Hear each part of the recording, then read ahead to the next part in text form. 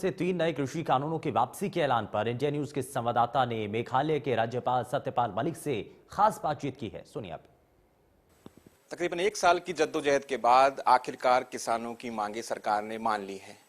मेरे साथ हैं महामहिम राज्यपाल मेघालय राज्य के डॉक्टर सत्यपाल मलिक, जो कि लगभग चट्टान की तरह किसानों के साथ खड़े रहे। सर, आज प्रधानमंत्री नरेंद्र मोदी ने खुद ऐलान किया कि जो तीनों कानून है वो वापस ले रहे हैं। हालांकि उन्होंने कहा कि हम लोगों को समझा नहीं पाए। आप कैसे देखते हैं सर?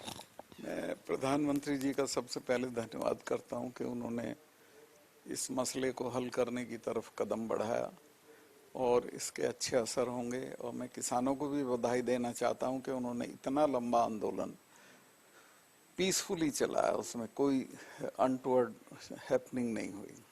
सर, 1 साल के अंदर तकरीबन 700 किसान जो है उनकी डेथ हुई, अनफॉर्चुनेट डेथ हुई। आपको लगता है कि ये दूसरी बार है जब किसानों ने, इससे पहले लैंड एक्विजिशन बिल पर भी किसानों ने सरकार को झुकाया था, आपको लगता है कि इस आंदोलन के बाद एक नई किसान पॉलिटिक्स भी शुरू होगी देश में? नहीं, मैं इसमें झुकाना और ना झुकाना इशू नहीं है। इशू ये है कि किसान लड़ना जान गए हैं। कमिंग टाइम्स में वो अपने सवालों के लिए लड़ेंगे, डोरमेंट नहीं रहेंगे। आपको लगता है कि सर सरकार ने एक बड़ा दिल दिखाया है, क्योंकि काफी दिनों से सरकार भी ये चाह रही थी कि जो किसान है वो अपने घर जाएं, या फिर जैसे किसानों के कई नेता बोल रहे हैं कि वो वोट की चोट से डर गए? मैं उस सब में नहीं जाऊंगा, लेकिन जो हुआ वो अच्छा हुआ है। अच्छा, एक और सवाल आपसे सर मैं समझना चाहूंगा कि इस आंदोलन के बाद आपको लगता है कि जो विपक्षी जो दल जो मुद्दा बना रहे थे कि जो चुनाव आ गए हैं उसका फायदा लेने के लिए, आप ऐसा नहीं मानते कुछ भी? मैं उस सब में डिबेट में नहीं पढ़ूंगा। क्या है, जो अंत भला सब भला, जो हुआ वो अच्छा हुआ, और उसके लिए मैं प्रधानमंत्री जी को धन्यवाद और बधाई देना चाहता हूं, और किसानों को भी धन्यवाद और बधाई देना चाहता हूं। लेकिन सर, राकेश टिकैत साहब ने साफ कर दिया है कि आंदोलन खत्म नहीं होगा जब तक एमएसपी पर एक लिखित गारंटी सरकार नहीं देती है। देखिए, मैं किसान जब तक लड़ते रहेंगे उनके साथ रहूंगा। आंदोलन अगर चलेगा तो आप अभी भी उतनी ही मजबूती से उनके पक्ष में समर्थन? उसी तरह से खड़ा रहूंगा।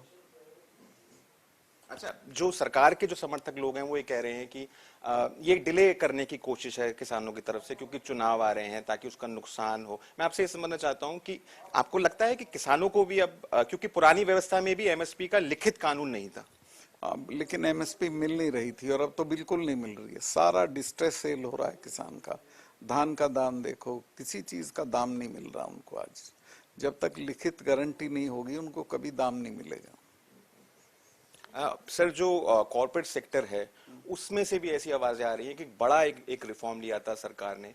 एग्रीकल्चर जो सेक्टर है वो काफी दिनों से उसमें पेंडिंग्स हैं रिफॉर्म्स, और सरकार का इस तरीके से पीछे हट जाना, रोल आउट कर देना, आपको लगता है कि ये आने वाले दिनों के लिए, कॉर्पोरेट सेक्टर के लिए एक अच्छा मैसेज नहीं है? कॉर्पोरेट सेक्टर कोई हेल्दी बात नहीं करता है। अपने मुनाफे के अलावा वो कभी कुछ नहीं सोचता है। इस देश का कॉर्पोरेट सेक्टर से पूछिए कि कितनी वो करते हो, क्या नाम, चैरिटी, बिल्कुल नहीं देते हैं। सर, इसके अलावा आपने, मेरे को याद, एक बयान दिया था कि बीजेपी के नेता कई इलाकों में नहीं जा सकते हैं, पर्टिकुलरली वेस्टर्न यूपी है, हरियाणा है। आपको लगता है कि अब जो सरकार ने ये फैसला लिया है उसके बाद जो बीच में जो खाई थी दोनों में वो कम होगी, जो जनप्रतिनिधि हैं और जो जनता है? जी हाँ, अब फर्क पड़ेगा, लेकिन पहले बिल्कुल नहीं जा सकते थे। अब लोगों के बीच जो उनकी दूरी थी वो कम होगी, आपको लगता है? हाँ, जरूर होगी, जरूर।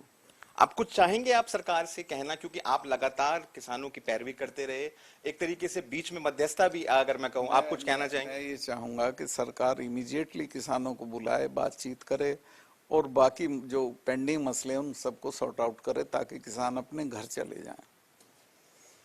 तो ये थे महामहिम राज्यपाल मेघालय डॉक्टर सत्यपाल मलिक, साफ तौर पर कहते हुए कि सरकार तुरंत किसानों के डेलीगेशन को बुलाए, उनसे वार्ता करे, और अभी भी अगर कुछ बातें हैं जो सॉल्व नहीं हुई उनको सॉल्व करे, ताकि किसान अपने खेत, अपने गांव वापस जा सके।